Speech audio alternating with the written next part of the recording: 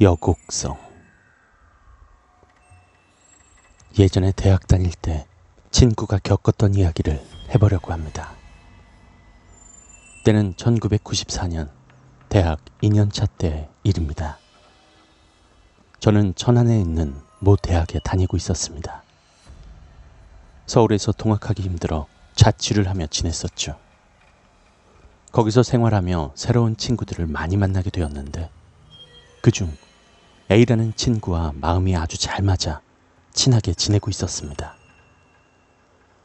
어느 날 그 친구가 자신의 외할아버지가 박수무당이었다는 걸 말해주며 집안 내력인진 몰라도 어릴 적부터 영적 느낌을 자기도 많이 받는다고 고백하더군요. 그때는 뭐 대수롭지 않게 들었었죠. 그러던 중 그 친구와 저에게 군대 영장이 나왔고 휴학계를 낸 둘은 입대하기 전 얼마의 기간 동안 알바를 하기로 합니다. 술을 좋아하던 그 친구는 호프집에서 새벽까지 하는 서빙 일을 했습니다. 일 시작한 지 일주일 정도 된 어느 날 아침부터 찾아온 그 친구는 알바를 관둬야겠다고 말을 하곤 간밤에 자기가 겪은 일을 말해주더군요. 그날도 새벽 3시쯤에 알바를 마무리하고 자기 자취방으로 가기 전 맥주 하나를 들고 천안의 모 대학 앞에 있는 모 내천이라는 호숫가에 앉아 나름 입대를 앞둔 복잡한 마음의 심정을 달래려 했다고 합니다. 그 호수는 규모가 엄청 커서 호숫가에 벤치가 50m 정도 간격으로 설치되어 있었습니다. 그 친구는 맥주를 따서 한 모금 마시고 어두운 새벽 공기를 느끼고 있었는데 갑자기 오른쪽에서 여자의 흐느끼는 소리가 들렸다고 합니다. 새벽에 불빛 하나 없던 차라 옆쪽을 아무리 살펴봐도 그 흐느낌의 주인공은 보이지 않았다고 하더군요. 그 친구는 이 새벽에 뭔 일인데 여자 혼자 저렇게 울고 있대? 라고 생각하며 자기도 모르게 그 울음소리 쪽으로 가보았다고 합니다. 하지만 도착한 옆 벤치에는 아무도 없었고 그새 가버렸나 생각하며 그 벤치에 앉아 맥주를 마저 마시려고 했답니다. 그런데 또다시 오른쪽에서 아까와 같이 흐느끼는 소리가 들렸다고 합니다. 그 친구는 이번엔 저기요, 무슨 일이 있으세요? 라고 말을 걸며 또 옆쪽으로 이동을 했다고 합니다. 하지만 도착한 옆 벤치에는 역시 아무도 없었고 조금 후에 또다시 옆 벤치에서 여자의 울음소리가 들렸다고 합니다. 이 친구는 자기도 무슨 생각이었는지 그냥 오기가 생겨 그 울음소리를 따라서 계속 움직였다고 하더군요.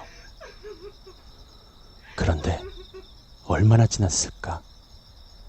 갑자기 온몸에 한기를 느낀 친구는 정신을 차려 주변을 둘러보니 자기 자신은 이미 호수 안에 하반신이 다 잠길 정도로 들어와 있던 상태였다고 합니다.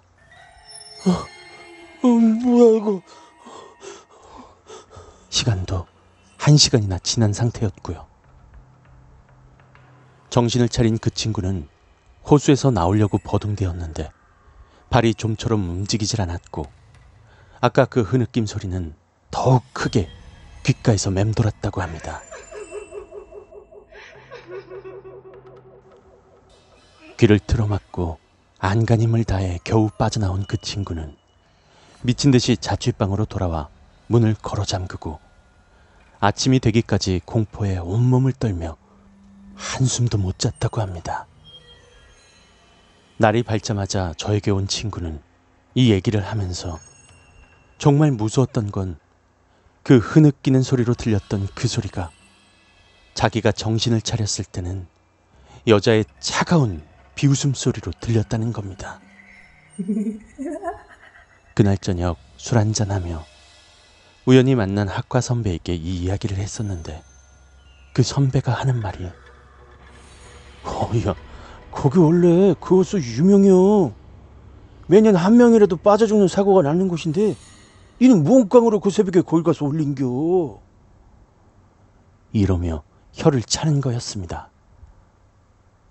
그 선배 말대로 A라는 친구는 정체 모를 것에 홀린 것이었고 정말 큰 사고가 날 뻔한 것이었습니다. 그 이후에 입대를 한 저와 그 친구는 말년 휴가를 맞춰 오랜만에 만나 옛 이야기를 하다가 그 호수 근처에 한번 가보기로 했었는데 무슨 일이 있었던 건지 예전과 다르게 줄도 쳐져 있고 호숫가 둘레에 전부 출입금지 표지판이 박혀 있었습니다. 아마 그 친구가 겪은 일 이후에도 사고가 많이 나면서 출입금지를 시키는 것이 아닌가 생각이 되었습니다. 아무튼 시간이 많이 흐른 지금도 그 친구는 그때 그 울음소리 같았던 여자의 소리는 잊을 수가 없다고 하는군요.